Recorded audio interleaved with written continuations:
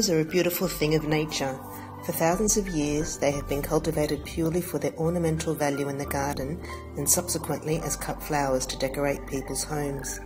There is a large array of flowers to choose from. There are brightly bold tropical flowers such as orchids and ginger flowers, soft and flowing garden flowers such as sweet pea, anemones and peonies. Then there's the more structural flowers such as Australian natives like waratahs and grevillea.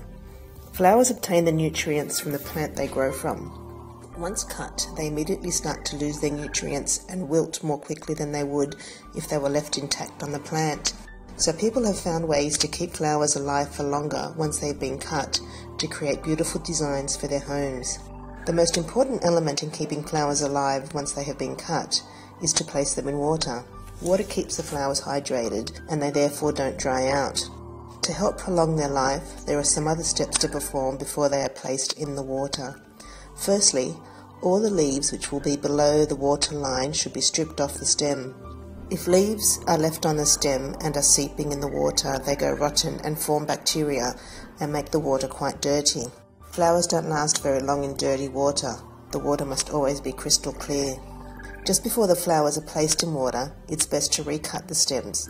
This gives the bottom of the stem a clean edge which allows the water to run up the stem more freely. This brings more fluid to the flower and therefore the flower lasts longer. Recut the stems at about 1 centimetre above the end of the stem. When cutting the stem, it is always a good idea to cut the stem on an angle. This creates a greater surface area at the base of the stem, which means that more water is running up the stem. Again, this brings more fluid to the flower and therefore the flowers last longer. As well as preparing the flowers, the water must also be prepared before the flowers are placed in it. Some florists sell sachets of flower preservative which can be added to the water. So why would you use a flower preservative? Most preservatives have 3 main ingredients to prolong the vase life of flowers. A germicide, which kills bacteria, fungi and other microorganisms which accumulate in the water. Sugar, which provides nourishment to the flowers to stop them from wilting. And an acidifier. When the water is slightly acid in nature, the flowers take up more water. You can make your own flower preservative by following a simple recipe. To 1 litre of water, you should add 1 teaspoon of bleach, 2 teaspoons of sugar and 1 teaspoon of vinegar. The vase you will put the flowers in must also be clean. The best thing to clean a vase with is bleach. This kills any bacteria that will influence the longevity of flowers. The water should always look crystal clear in the vase. Placement of the finished arrangement should also be considered.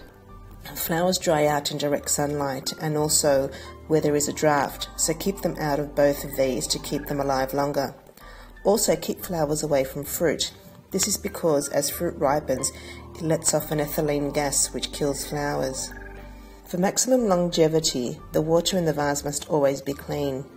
Many flowers make the water dirty quite quickly.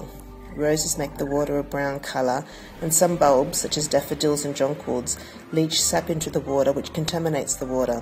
Because of this, it is best to change the water and clean the vase every 2 days. And when the water is changed, it is best to recut the stems of the flowers, adding more flower preservative at this time. Adding more flower preservative at this time is always beneficial. Following these steps will give maximum life to cut flowers in your home.